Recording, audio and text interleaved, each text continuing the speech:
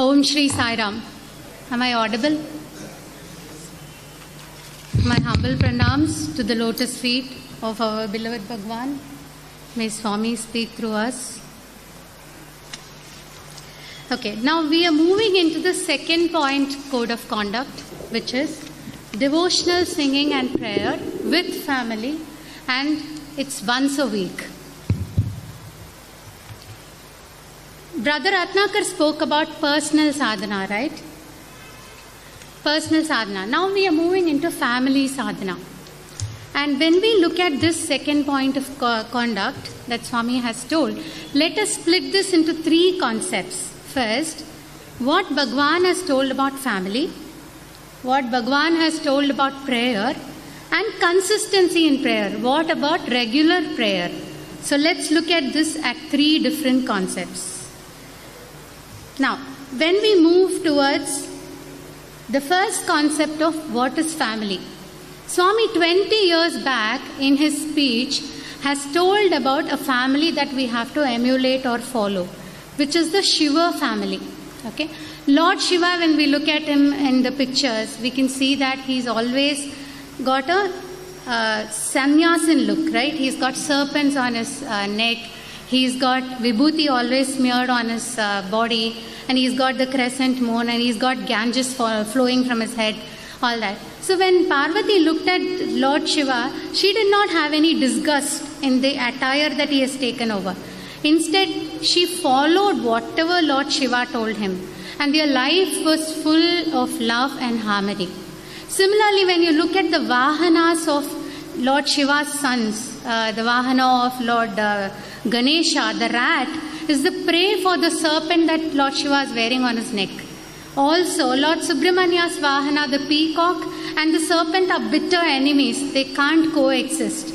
What Swami asks us to learn from Lord Shiva's family is that every family member might have different personality traits. They could even, existence together could be bitter for each other. But then Swami wants us to ensure that we follow harmony and we live in harmony. Now,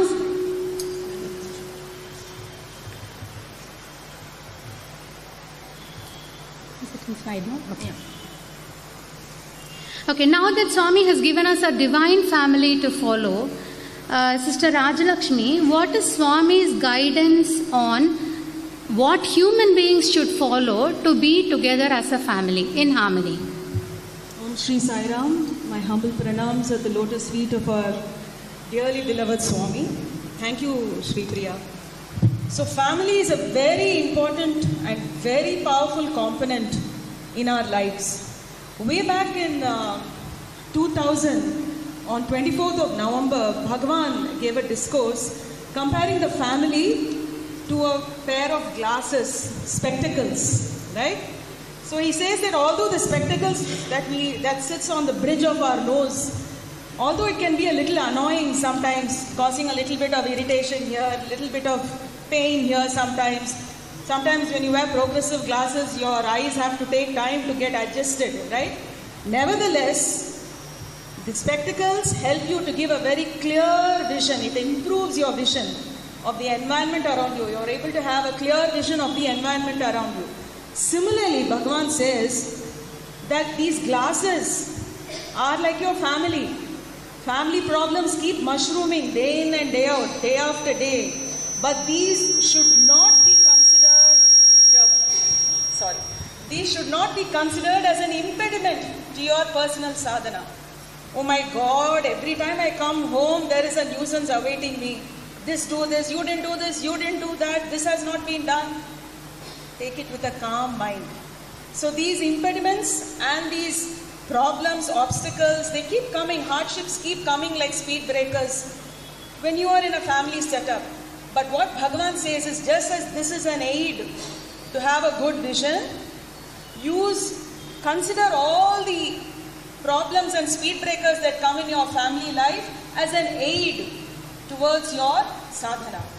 This is the comparison Swami makes. Swami also adds on to say that each and every one of us, we have a duty towards ourselves, a duty towards others, And others also have a certain duty towards us. So this duty or service has to start from home. Don't we say charity begins at home? So this duty and seva has to start from home, from our family. That is very important. And how does this tolerance... Can I step out here? Maybe will the sound reduce? So how does this tolerance level happen? Not all 5 fingers are the same, right? So when we live in a family, Swami says it is the best ground, training ground for your apprenticeship. He uses that word, apprenticeship.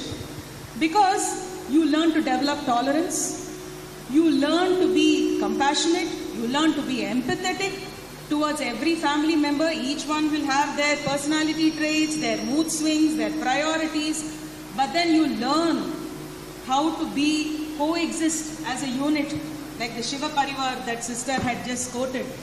So that tolerance level comes from the family. That's where is your training ground, your actual training ground. So family is that important. See, at the end of the day, when we go back to our spouse, to our children, to our parents-in-law, that is the place where we receive love, give love, and we are still as a unit. That is called that symbiotic relationship. One cannot exist without the other. We are part of it.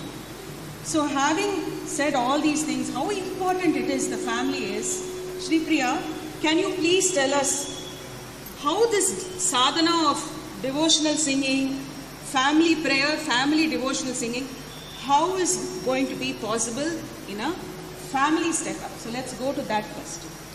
Yeah, so next concept that we are looking into this second point, code of conduct, is prayer.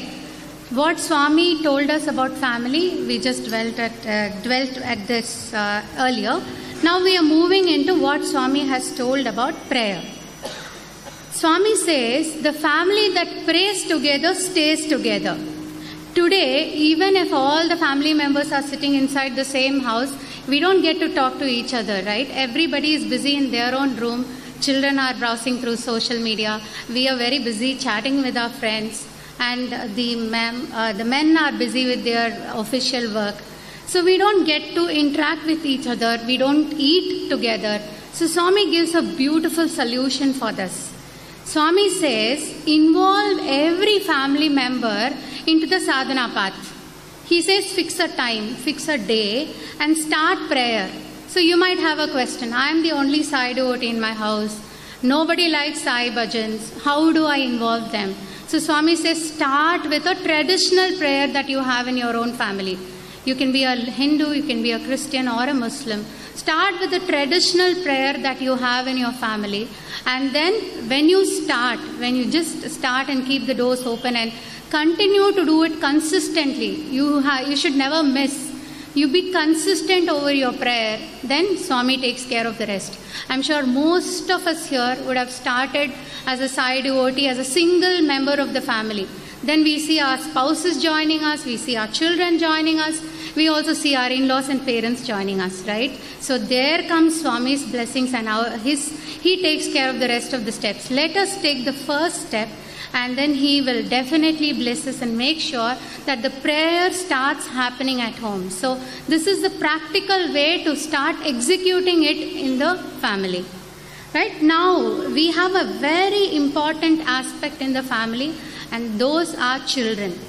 Right? Sundar sir also told how involving children will take care of our future generation.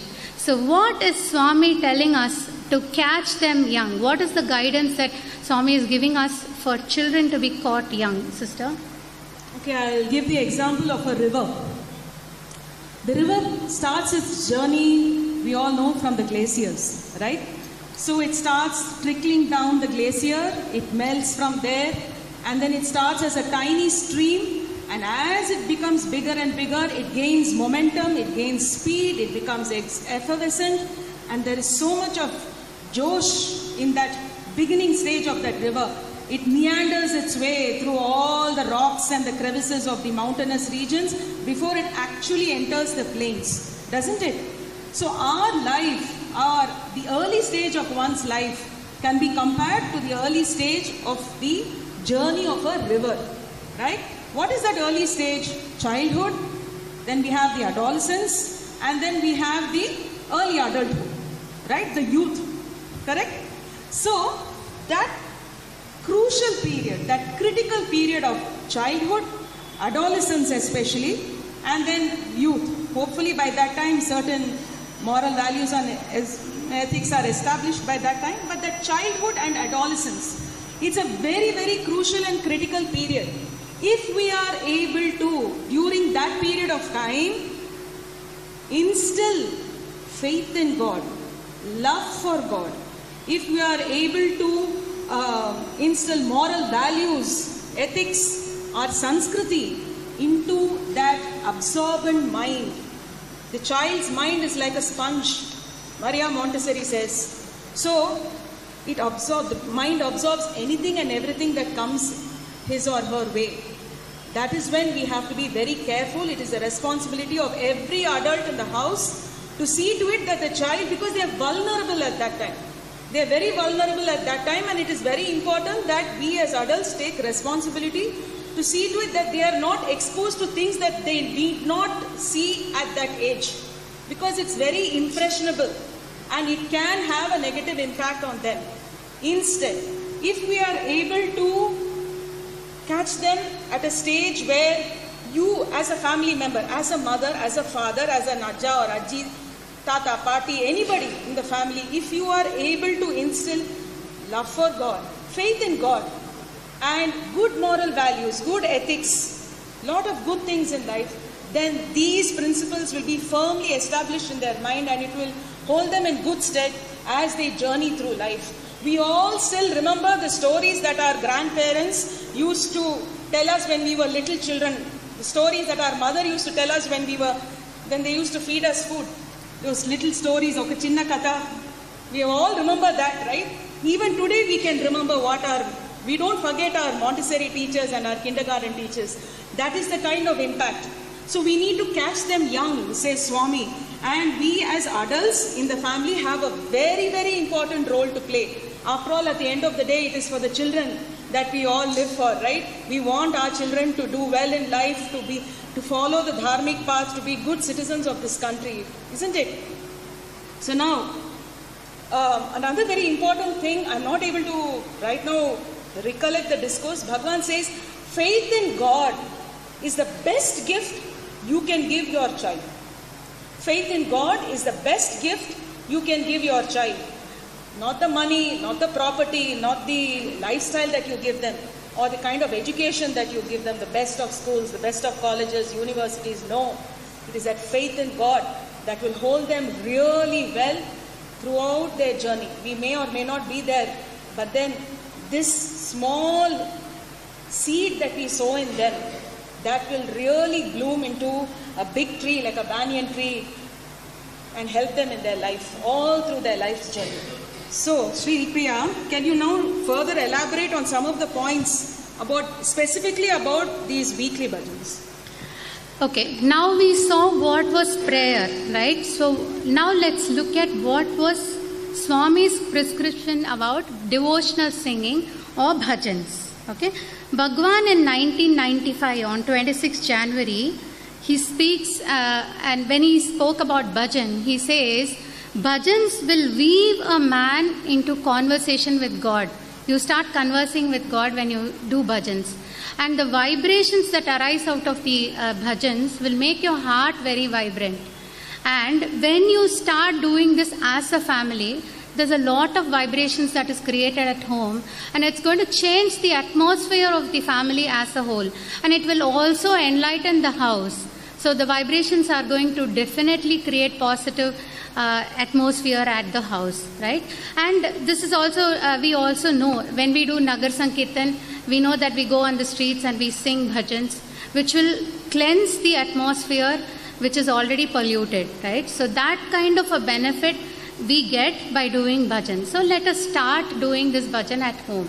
There is a big flip side to it. When we were talking about family, we also realized that one person in the family is always very enthusiastic and active during doing community sadhana, right? They go and serve in the organization, they do community sadhana. But there are some priorities in the family which is just missed out. Right? And we also hear about saying, you don't do seva at home, you just go and do seva in the organization. Who wants that, right? Swami is giving a beautiful answer to this. I quote Swami here. He says, when there is righteousness in heart, there is beauty in character. And when there is beauty in character, there is harmony at home. Harmony at home, there is order in nation. And when there is order in nation, the entire world is at peace. The integral part in this quote that Swami says is family. So Swami says, ensure that your family is in harmony. So like what sister said, charity begins at home, seva begins at home. First, finish all your priorities.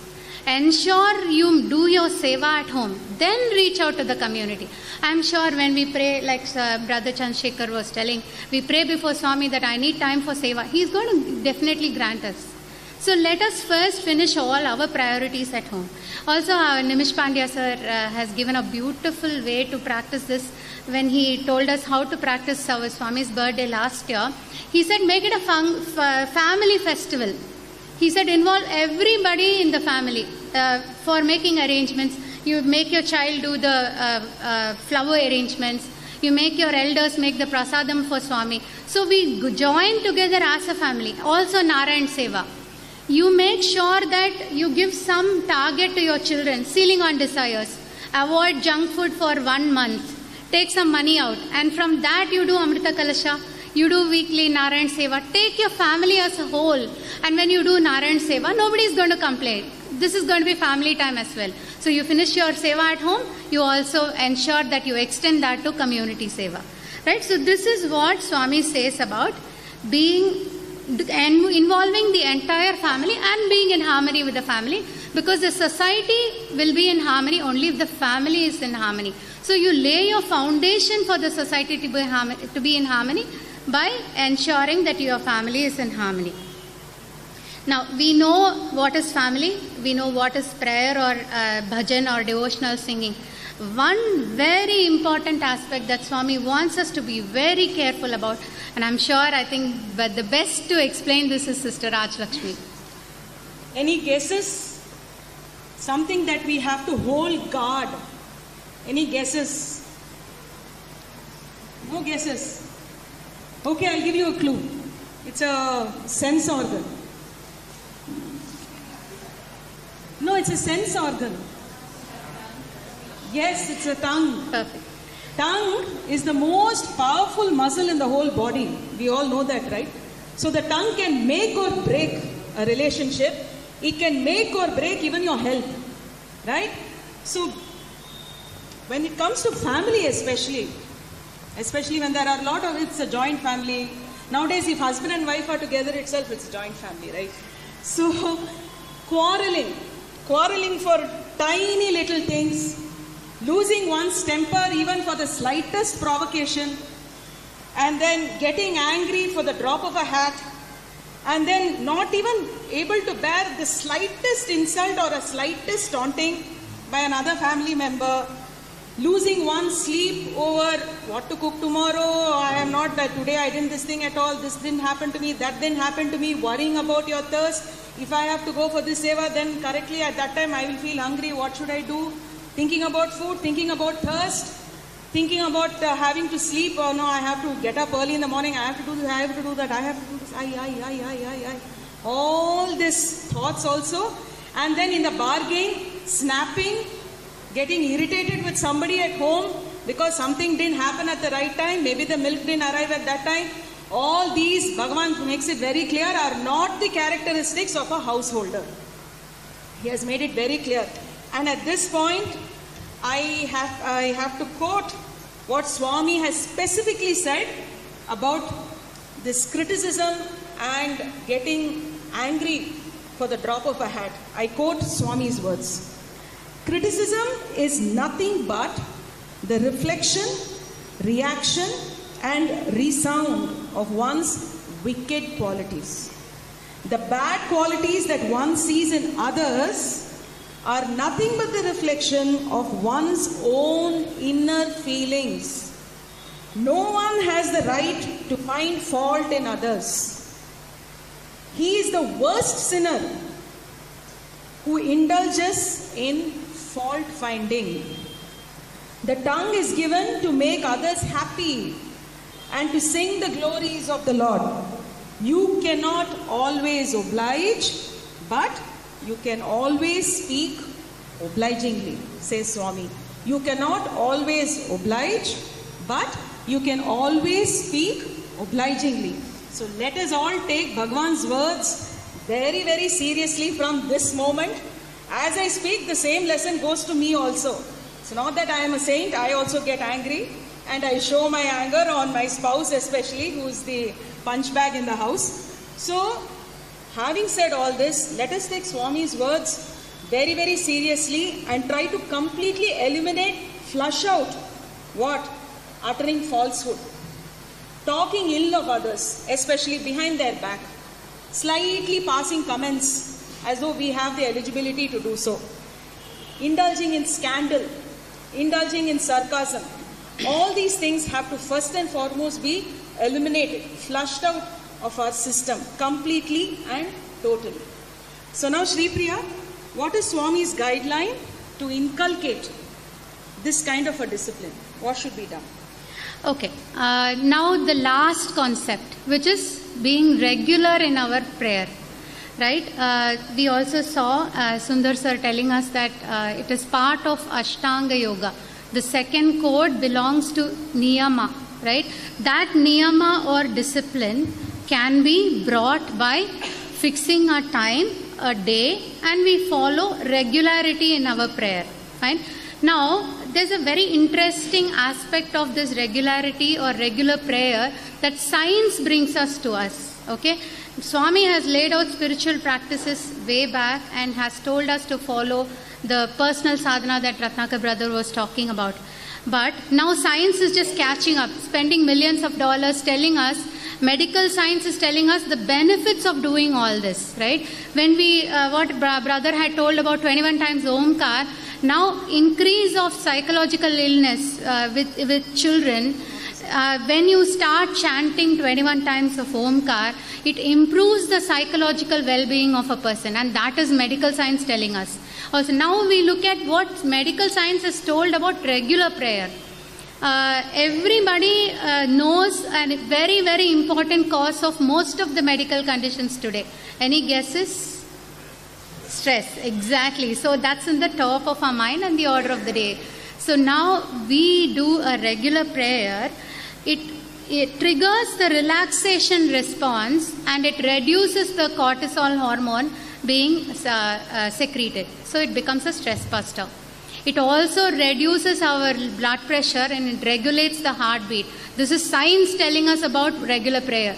Swami has told us way back to follow, and when we start following this, I'm sure that's why most of people who follow this 9-point code of conduct are very healthy and they can just meet what Swami's expectations are. And the second most important benefit that science says about regular prayer is emotional support. When you bond as a family, I'm sure you get the love of each of the family members and then you bond together, and there brings you greater agility and ability to handle life's problems. Okay, that's the second most important benefit that you get. And the third important benefit is you might have people who are unwell at home. It improves the immune responses. They will get better by the day when you start doing regular prayer. And the fourth most important outlook is that you can bounce back in a jiffy from very difficult situations. Many of us face difficult situations. For us to bounce back, this faith, this regular prayer is definitely going to help us, and we will start realizing the benefit of it when we start. Now, the essence of what this code of conduct has mentioned has been discussed so far. So now, one small thing that we have to realize and do for all this to manifest, for Swami to manifest and help us make sure that we practice this consistently. Can Sister Rajalakshmi explain this? It's a small thing but a very difficult thing. It is patience. Nothing but patience. The important thing that we all have to remember is, don't get disheartened when by the attitude of other members of the family who are not participating in this sadhana of family prayer or family bhajans. For some reason or the other, if that person says, no, I am not going to sit with you all today, I don't want to pray and all those things, just leave me, I'm not interested, don't get disheartened. No, I have an exam coming up, I have a project to do tomorrow, I can't, don't get disheartened.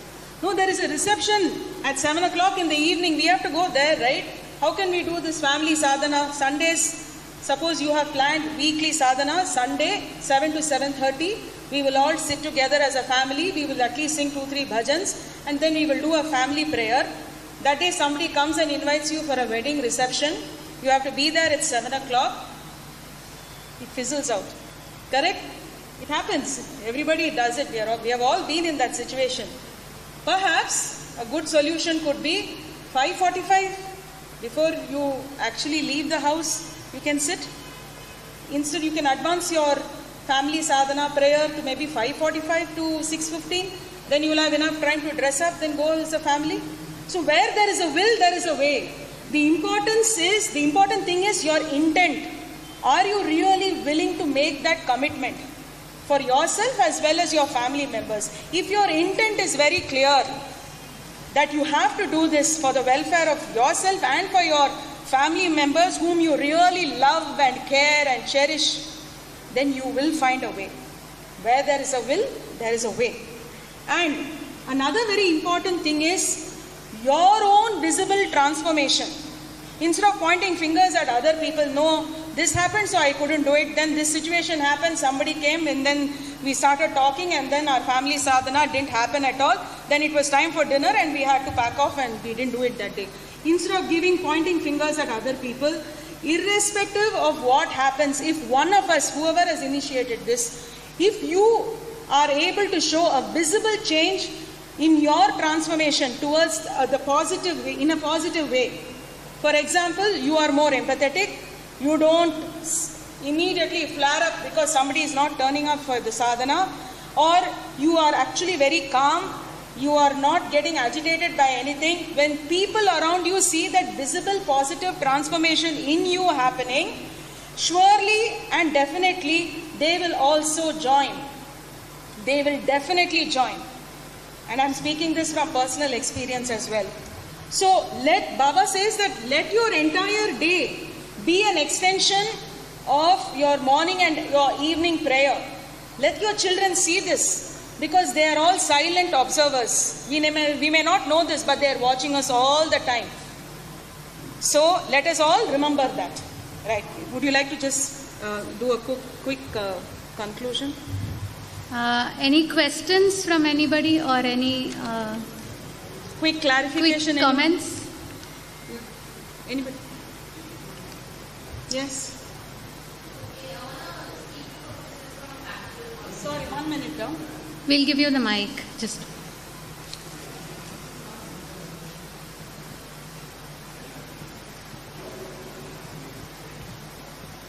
So I had this doubt. So I have family that's living outside India. And how do you get your family involved? Because, like, I don't know. I stay alone here, so I want to get my family involved. You want to get your family involved? Yeah. And find out which time will be convenient for them and for you. Is online, does online Yeah. sound Why not? Use technology for the right reasons.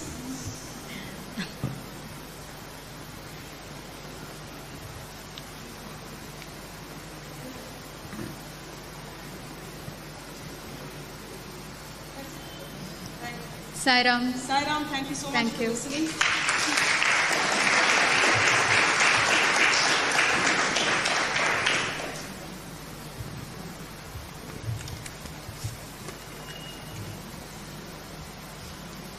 Sai Ram, thank you, sisters, for this for this point. Now we will have a short 10 minutes coffee break. We'll come back exactly in 10 minutes in all our respective watches.